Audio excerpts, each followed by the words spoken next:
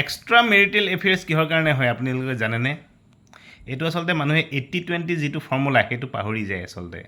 সকলো মানুহৰ 80% ভাল কোৱালিটিছ থাকে আৰু 20% বেলেগ বেয়া কোৱালিটিছ থাকে। অ'কে, কিন্তু মানুহৰে আচলতে কি কৰে, এই 80% পাহৰি গৈ এই 20% পিছত লাগি ফুৰে। যেতিয়া মানুহ ৰিলেশ্যনশ্বিপত আহে তেতিয়া আচলতে ৰিলেশ্যনশ্বিপ নহাৰ আগতে আচলতে এই 80% বা 20% একো দেখা নাপায়, 100% শুদ্ধ বা পাৰফেক্ট বুলি ভাবে। কিন্তু যেতিয়া ৰিলেশ্যনশ্বিপটোত অহাৰ পিছত বা বিয়া হোৱাৰ পিছত যেতিয়া সময় অতিবাহিত হয় তাৰ পিছত সেই 20% যি বেয়া কোৱালিটিছ থাকে সেই 20% চকুত পৰিবলৈ আৰম্ভ কৰে আৰু তেতিয়া কি হয়, ডিছছেটিছফেকশ্যন আহে। ঠিক আছে, তেতিয়া মানুহে কি কৰে, সেই 20% নোপোৱাৰ কাৰণে বাহিৰলৈ ওলাই যায় আৰু সেই 20% পাবৰ কাৰণে মানে সন্ধানত লাগি যায় আৰু। ঠিক আছে, তাৰপিছত গৈ পেলাই পাইগৈ যে 20% থকাজনকতো পাই যায়, কিন্তু পিছত গম পায়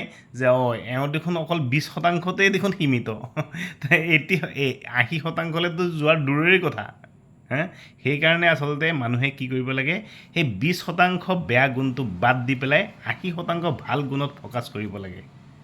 নহ'লে কি হয় জানেনে, এখন ঘৰ, এটা সুন্দৰ বিশ্বাস আৰু সংসাৰ সম্পূৰ্ণৰূপে ধ্বংস হৈ যায়। গতিকে যেতিয়ালৈকে তেওঁলোকৰ সেই সময় গম পায় তেতিয়ালৈকে বহুত দেৰি হৈ যায়। গতিকে সেই 80%ক ফ'কাছ কৰক, এই 20%ক আওকাণ কৰক। ঠিক আছে, কোনো মানুহ এই পৃথিৱীত 100% পাৰফেক্ট নহয়। যি পাৰফেক্ট তেওঁ মহাপুৰুষ। গতিকে ভাল বেয়া গুণ সকলোৰে থাকিবই, এডজাষ্ট কৰিব লাগিব, কোপ আপ কৰিব লাগিব। নিজক ইজনে সিজনক কোপ আপ কৰি ধুনীয়াকৈ সংসাৰখন চলাই লৈ গ'লেই হ'ল, নে কি কয়?